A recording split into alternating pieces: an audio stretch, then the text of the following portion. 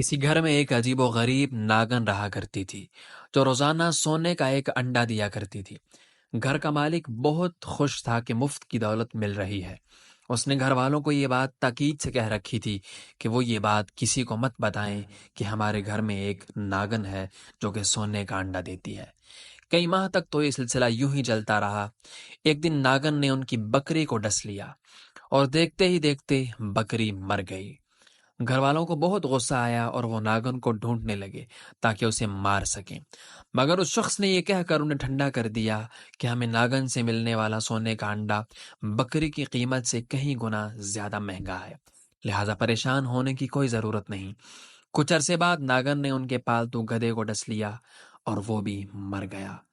وہ لالچی شخص گھبرایا مگر تھوڑی ہی دیر میں دوبارہ لالچ کے نشے میں آ گیا اور کہنے لگا اس نے آج ہمارا دوسرا جانور بھی مار ڈالا۔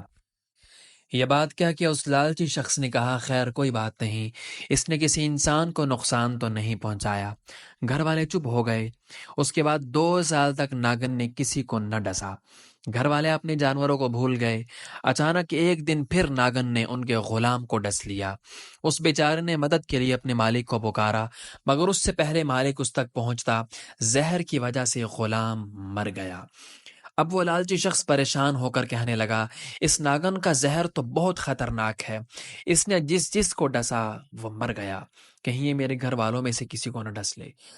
وہ کئی دن اسی پریشانی میں رہا مگر سونے کے انڈے کی چمک دمک دیکھ کر ایک بار پھر اس کی آنکھوں پر پٹی بن گئی اور یہ سوچ کر خاموش ہو گیا کہ اگرچہ ناگن کی وجہ سے ہمارا نقصان ہو رہا ہے مگر سونے کے انڈے بھی تو مل رہے ہیں۔ کچھ ہی دنوں کے بعد ناگن نے اس کے بیٹے کو ڈس لیا۔ فوراً ڈاکٹر کو بلایا گیا لیکن وہ بھی کچھ نہ کر سکا اور اس کے بیٹے نے تڑپ تڑپ کر جان دے دی۔ جوان بیٹے کی موت میاں بیوی پر بجلی بن کر گری اور وہ شخص غصے میں آ کر کہنے لگا اب میں اس ناگن کو زندہ نہیں چھوڑوں گا، مگر وہ ان کے ہاتھ نہ آئی۔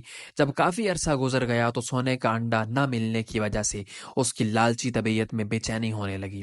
چنانچہ دونوں میاں بیوی ناگن کے بل کے پاس آئے، وہاں کی صفائی اور دھونی دے کر خوشبو مہکائی، گویا ناگن کو صلح کا پیغام دیا۔ حیرت انگیز طور پر وہ واپس آ گئی اور انہیں پھر سے سونے کا انڈا ملنے لگا۔ مال و دولت کی ہرس نے انہیں اندھا کر دیا اور وہ اپنے بیٹے اور غلام کی موت کو بھول گئے۔ ایک دن ناگن نے اس کی زوجہ کو سوتے ہوئے ڈس لیا۔ تھوڑی ہی دیر میں اس نے بھی دم توڑ دیا۔ اب وہ لالچی شخص اکیلا رہ گیا تو اس نے ناگن والی بات اپنے بھائیوں اور دوستوں کو بتائی۔ سب نے مشورہ دیا تم نے بہت بڑی غلطی کی، اب بھی وقت ہے، سنبھل جاؤ اور جتنی جلدی ہو سکے اس خطرناک ناگن کو مار ڈالو۔ اپنے گھر آ کر وہ شخص ناگن کو مارنے کے لیے موقع طاق پر بیٹھ گیا۔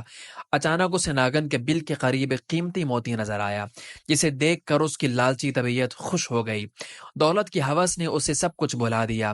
وہ اپنے آپ سے کہنے لگا وقت طبیعتوں کو بدل دیتا ہے، ہو سکتا ہے اس ناگن کی طبیعت بھی بدل گئی ہو، جس طرح اس نے سونے کے انڈے کے بجائے موتی دینا شروع کر دیا ہے، اسی طرح اس کا زہر بھی ختم ہو گیا ہوگا، چنانچہ اب مجھے اس سے کوئی خطرہ نہیں۔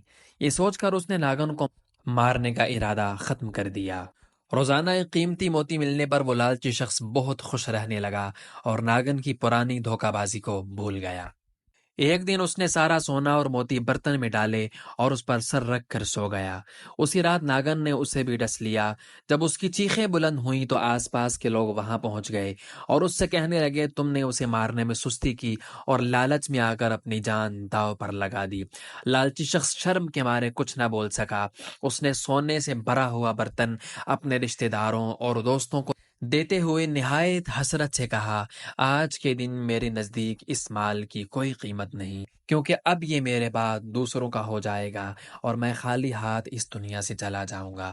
اور پھر کچھ ہی دیر میں زہر نے اس کے جسم کے اندر اثر کرنا شروع کیا اور وہ اس دنیا سے کوچ کر گیا۔ دوستو دیکھا آپ نے کہ مال و دولت کی لالچ نے ہنستے بستے گھر کو اجاڑ کر رکھ دیا۔ حریص کی نگاہ لمیٹڈ ہوتی ہے جو صرف وقتی فائدہ دیکھتی ہے، جس کی وجہ سے وہ درست فیصلے کرنے میں ناکام رہتا ہے۔ جیسا کہ اس حکایت میں لالچی شخص کو دولت کے نشے نے ایسا مدہوش کر دیا کہ بیٹے کی اور بیوی کی موت نے بھی اسے ہوش میں نہیں لایا اور بالآخر وہ خود بھی موت کے منہ میں جا پہنچا۔ کیا خوب کسی شاعر نے کہا ہے، دیکھے ہیں یہ دن اپنی ہی غفلت کی بدولت، سچ ہے کہ برے کام کا انجام برا ہے۔ دوستو، اس طرح کی سبق آموز کہانیاں سننے کے لیے ہمارے یوٹیوب چینل کو سبسکرائب کیجیے اور بیل آئیکن کو لازمی پریس کیجیے تاکہ آپ کو ہر ویڈیو بر وقت پہنچ سکے۔